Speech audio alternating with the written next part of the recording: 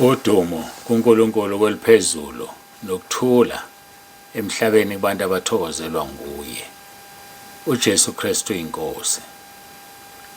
Siyambonga uNkulunkulu wethu ngothando asithande ngalo. Siyambonga ngendlela emangalisayo. Ngiyambonga uNkulunkulu ngani ngoba angazi kube nina nekho ngabe ngikuphi. Ukuba anikho nina. Phela nidlala indima enkulu ekukholweni kwami, ngiyazi ukuthi anazi. Inkulu kabi indima enidlalayo ekumkhonzeni kwami uNkulunkulu. Ingakho ngithi ngiyanibonga, ngiyajabula kakhulu. Ukuze mhlambe ngizwe ake nginike umfanekiso omncane. Amasela lawa ntshontsha imoto. Uma imakethe engenayo ngabe azintshontshwa. Kodwa always kunabantu abalungela ukuthenga imoto ezebiwe.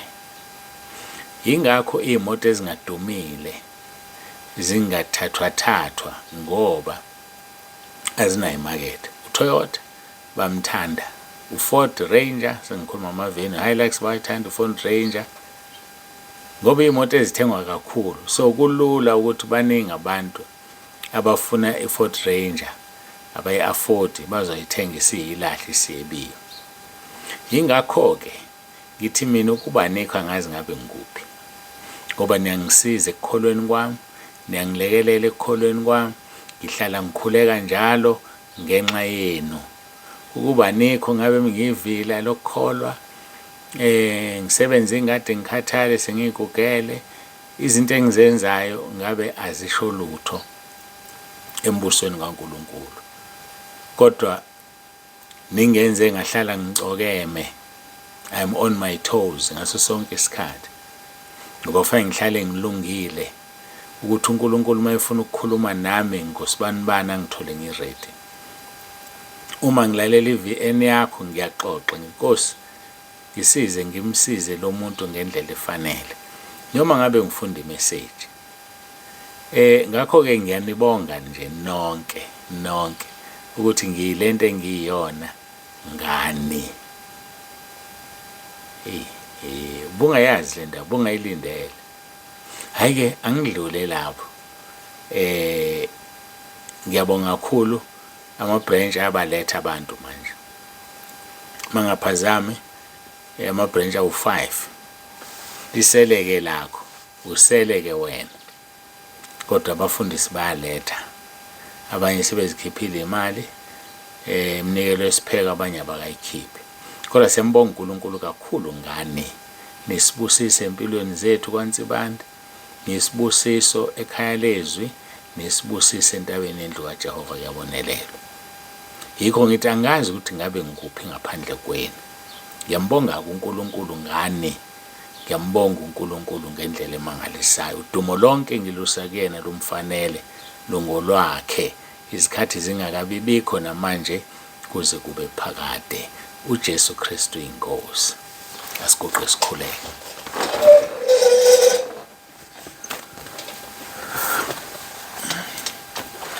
Baba ngcwele, baba olungileyo, uNkulunkulu nomusa, ngiyathoba phambi kobuso bakho, ngiyabonga ukungipha lesi sikhathi sokuhlala nabantwana bakho. Khuluma ke Moya Ngcwele uzambule. Khuluma uNkulunkulu nomusa, silalele. Makuthi uma kukhona ogulayo kusashunyayelwa aphiliswe. Uma kukhona ogulayo kusakhulekwa aphiliswe. Sebenza Nkosi ngazo lezi inkonzo kubantu. Abafile kumoya bavuswe. Abagulayo kumoya baphiliswe. Ngicela konke lokhu ngegama elinamandla leNkosi yethu uJesu Kristu ophilayo. Phezu kwemizimba yabo abagulayo ngithi uJesu Kristu Inkosi. Phezu kwemphefumulo yabo abagula emphefumulweni ngithi uJesu Kristu Inkosi. Kukho konke siyikho kungenxa yeNkosi yethu uJesu Kristu ophilayo. uJesu Kristu Inkosi. Amen.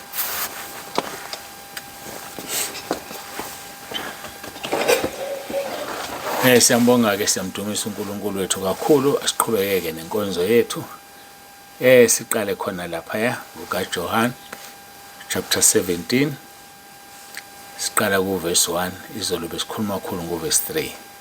UJesu wakhuluma lokho wayesephakamisela amehlo akhe ezulwini wathi, Baba, isikhathi sifikile, khazimulisa indodana yakho ukuze indodana ikukhazimulise wena. Mayiqala uqala ngokuthi, Baba, khazimulisa indodana yakho, nayo futhi izokukhazimulisa. Lento mawuyibheka kufanele umzalwane yilo naloyo akhazimulisa inkosi uJesu. Khona inkosi uJesu izokwenzani, izomkhazimulisa nayo. So asondeleni esihlalweni somusa, zifafaziwe inhliziyo zethu ngegazi lemvana lendodana kaNkulunkulu. Khona sizoyikhazimulisa, ngesikhathi siyikhazimulisa kukhazimulisa uNkulunkulu Baba. Ngani uRoma uxolo abaseFilippi 2 verse 11 usho njalo. Uthi ngesikhathi izilimi zivuma inkazimulo yakho uNkulunkulu. So thina sikhazimulisa uJesu ngokumvuma, sithi uJesu Kristu yiNkosi. Emva kwalokho yena inkazimulo isidlulela kuBaba ezulwini. Ngeke bangakukhazimulisi wena ngoba uyabakhazimulisa. Uxolo uyabakhazimulisa. So uma ubakhazimulisa bazokukhazimulisa. Uthi ke uverse 2 noma uverse 1, Baba, isikhathi sifikile, khazimulisa indodana yakho ukuze indodana yakho ikukhazimulise wena. Isikhathi sifikile ngoba yonke into inesikhathi sayo. Athi ke uverse 2, njengalokhu uyiphila amandla phezu kwenyama yonke ukuba bonke oyiphe bona baphe ukuphila okuphakade. Verse 3, ukuphila okuphakade yilokhu, ukuba bazi wena uNkulunkulu wedwa oqinisileyo nomthumileyo uJesu Kristu. Umbuzo bese ubuza izolo ukuthi uyamazi yini uNkulunkulu na, ngoba ukwazi yena kungukuphila okuphakade. NoJesu amthumileyo uyamazi yini, ngoba ukwazi yena kungukuphila okuphakade. Kulula kakhulu ukwazi uJesu ngoba ulizwe. Mawuphethe iBhayibheli ulifunda uliunderstand, ufunda uJesu uqobo lwakhe. So mawufunda uJesu uqobo lwakhe uyise uyakhazimuliswa naye. Ake sidluleleke kuverse 4. Uthi uJesu, ngikukhazimulisile emhlabeni, ngifeze umsebenzi ongiphe wona ukuba ngiwenze. Hawu, kanti ukukhazimulisa uNkulunkulu ukwenza intando yakhe, ukwenza into oyithunyiwe. Ngafisa ukubuza mina ukuthi wena uyazi into oyithunyelwe la emhlabeni? Uyazi ukuthi uzokwenzani emhlabeni na? Kukho konke ukufanele ukwenze okuseqhulwini phezulu ukuba ngcwele njengokuba uNkulunkulu Baba engcwele, uJesu Kristu inkosi yethu ingcwele, yasinikeza umoya ongcwele.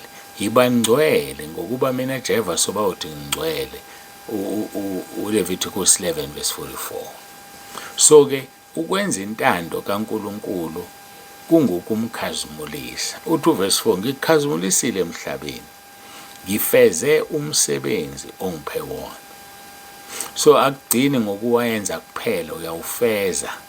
Babusisiwe abantu ozothi makufika usuku, lufike usuku bewufezile umsebenzi.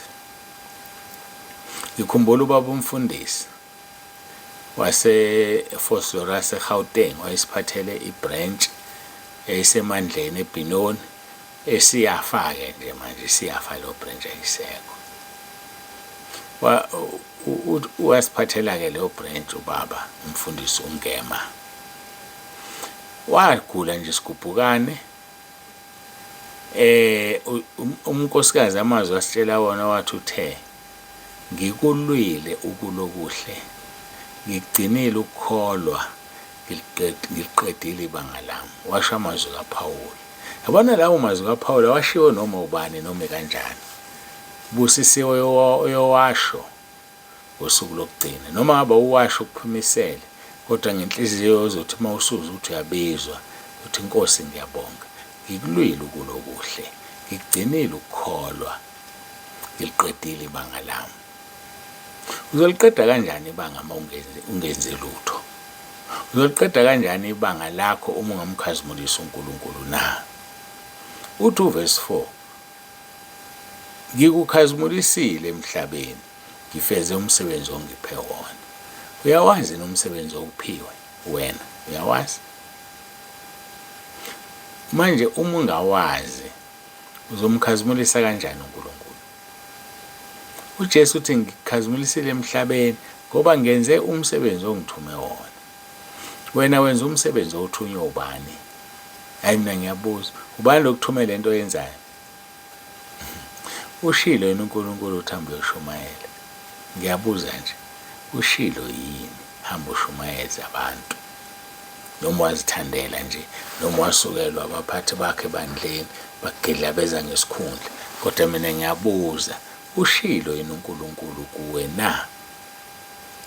Akumangalisi-ke phuma phakathi kwey'nkinga ezingaka.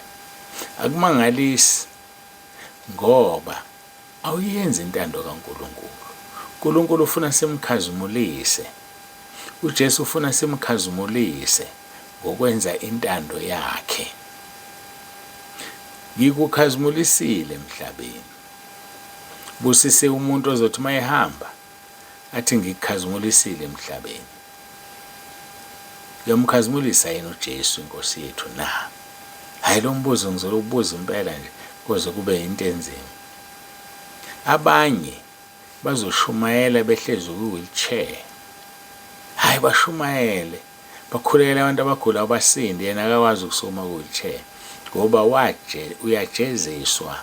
uNkulunkulu wambiza, wayiqhenya, wayibukisa ngaye, wayesemshaya. Ushama aqeda wamhlaliswa ku-wheelchair. Uma usuhlezi kuyoke, khuthala usebenze. Hayi mina ngithi khuthala usebenze ngoba usebenzanga isikhathi esifaneleyo. Uhamba ngokwey'nkanuko zakho, wenza konke okuhlelekile. Mntaka baba, asiyenzeni intando kaNkulunkulu. Uthi uJesu ngeqholo, ngikukhazimulisile wena baba. Ngikukhazimulisile emhlabeni. Ngifeze umsebenzi ongiphe wona ukuba ngiwenze. Verse 5, manje-ke ngikhazimulise wena baba, kuwe uqobo, ngenkazimulo ebenginayo ngikuwe izwe lingakabi bikho. Ngoba khona le nkazimulo uJesu ayenayo vele ehlezi kuNkulunkulu. So-ke manje uyaphinda-ke manje usethi, Nkosi ngikhazimulise kuwe, hayi komunye umuntu, engabe wena ukhazimula kubani. Khona into eyayiyingxaki komama. Hayi uma izihlalele ekhaya, uzihlalele nje ufake iphinifa, uyidiqa, mhlawumbe akagezanga nogeza evuka, uvele wasula amehlo, mhlawumbe ngisho elala akathandazi, yabo uvela angene nje ngutsheni. Mina-ke ngikhuluma ngobani? Ngomama. Lo mama-ke kufanele ayikhazimulise iNkosi uJesu. Kufanele abe clean. Kufanele indlahle ezikuyona ibe clean. Kufuneka kunganqwabelani iwashing eningi. Thola sekunekwe la ngathi ziyadayisa. Mhlawumbe iwashing ka 2 weeks, 3 weeks.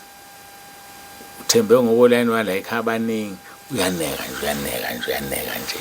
Ivila, nqamuka izandla, washa kanye ngamaviki amabili noma amathathu. Bafowethu ake simkhazimuliseni uNkulunkulu. Masimkhazimulise uJesu wethu. Simveze abantu bambone, ungamfihli. Ulibize igama elithi uJesu Kristu iNkosi, ungasabi. Hayi mina ngithi ungasabi, qina uma isibindi. Hayi ulibize noma isimo singavumi, noma isimo sivuma, libize leli gama.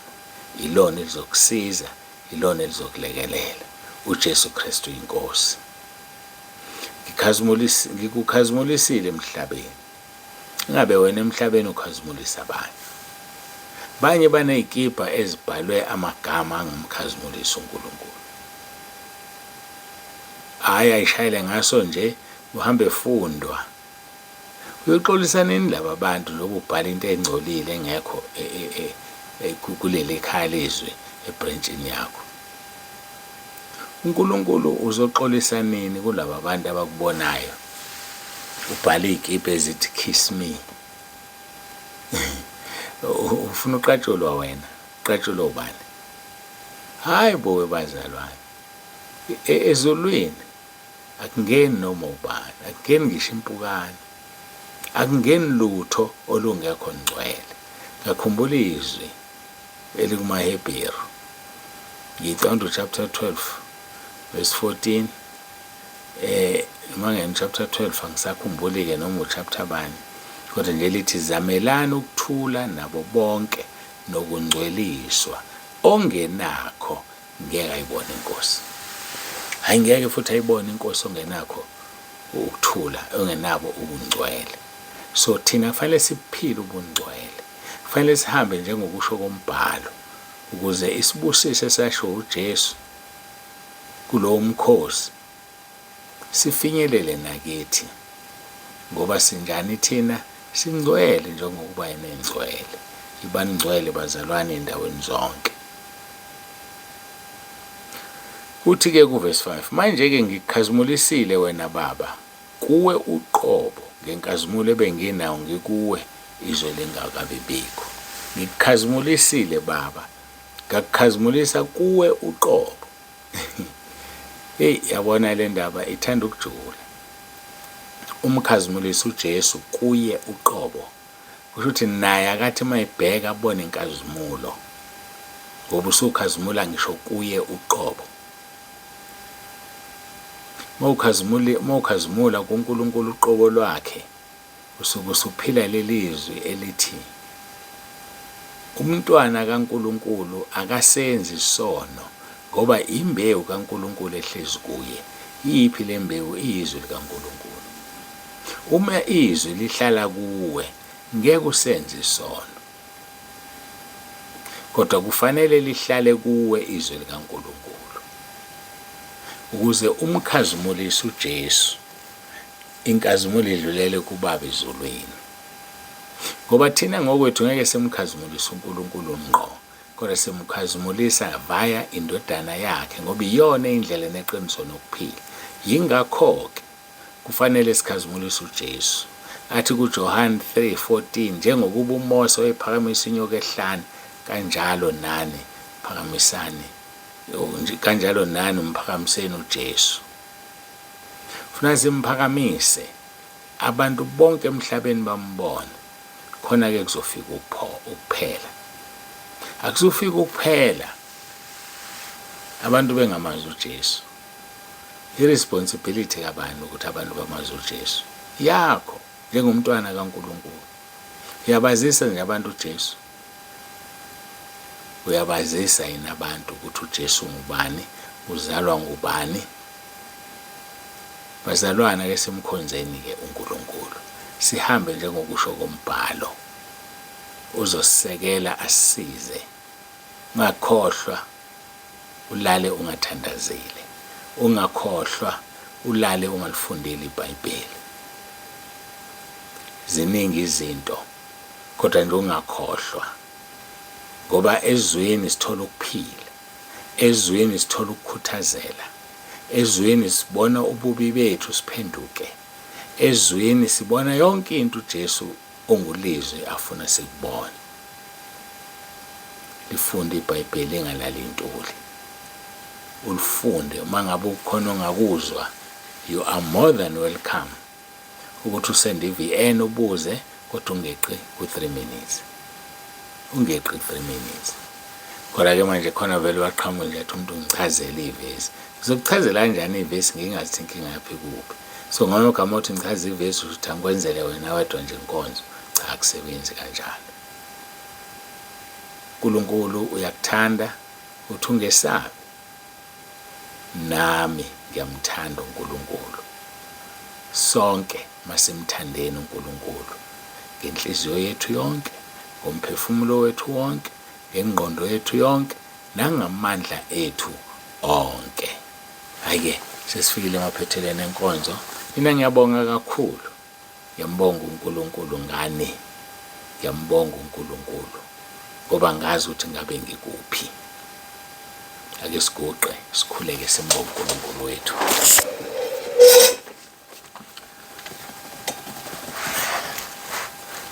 Babongcwele, babolungileyo, uNkulunkulu onomusa, siyathoba phambi kobuso bakho, sibonga uthando lwakho sithande ngalo.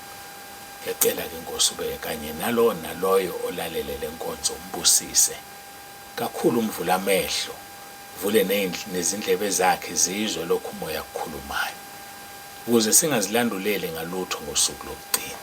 Siyabonga-ke uNkulunkulu wethu, udumo lonke silinikeza wena lungo lwakho, isikhathi zingakabibikho namanje kuze kube phakade. UJesu Kristu uYinkosi. Amen.